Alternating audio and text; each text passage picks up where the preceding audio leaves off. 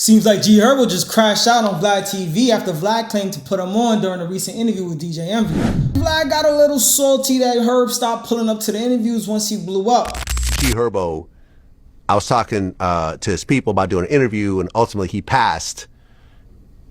But he did some podcast that got 678 views.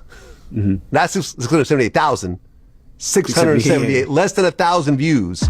He spent an hour on this podcast, but he wouldn't do Vlad TV. But Vlad TV was interviewing him over and over again on his come up. But once he gets to a certain level, well, he don't want to do Vlad TV anymore because Vlad TV's the feds now and whatever. I feel like that's lame. So it doesn't bother me. I don't feel entitled, but I feel like, damn, like we put together some dope work, and you go and pass on me to do some lame shit. But you know the reason why, though. Why is that? It's a softball interview.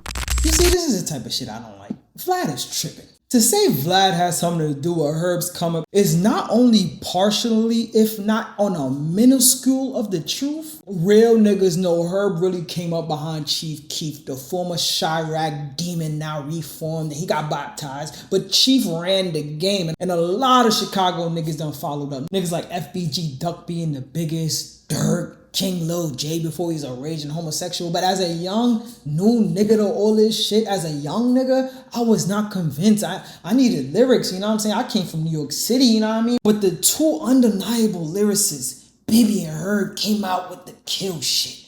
And when I say that was a song that really made me look at the Chirac scene, that was a song. I mean, they both came in doing backflips on the track like the Hardy Boys in 2005. They slammed the song at the table like the Dudley Boys in 2006. So to see Vlad coming in talking hot like this is confusing because many people know Herb from spitting that hot shit. So I don't know what Vlad talking about. And it ain't got a lot of people, Herb included. So Herb had this to say about it.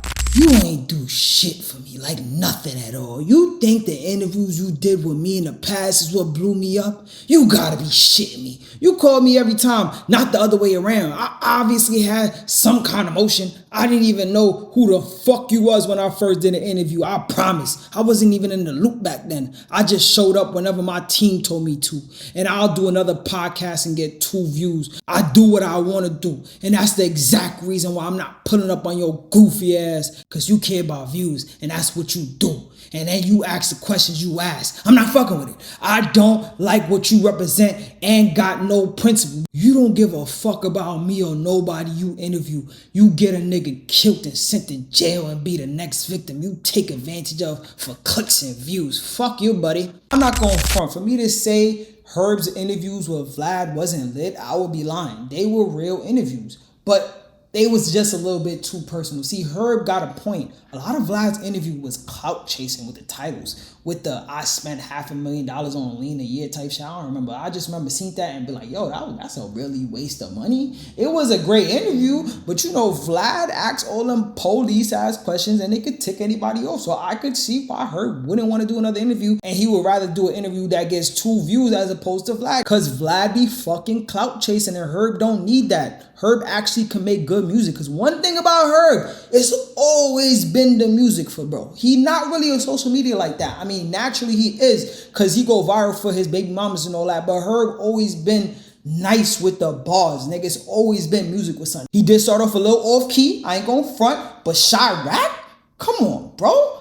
Everybody was hopping on that shit when he first came out with that. Son always got one. He got one right now. He got one right now. So stop playing with Herb. Nah, I ain't going front. Vlad tripping on this one. He really showing that he got sort of like that slave master mentality. You know, that type of vibe where you can't just move on. Nigga, Vlad, move the fuck on. Why do you always have to make it seem like he is so important? You're so integral to hip hop. Like, bro, you make good interviews. People just want to watch it. That's it. We're not watching it for you, nigga. We don't watch for, well, I ain't gonna front. I do watch for Vlad. Because if it ain't Vlad interviewing a nigga, I ain't gonna watch. I ain't gonna hold you.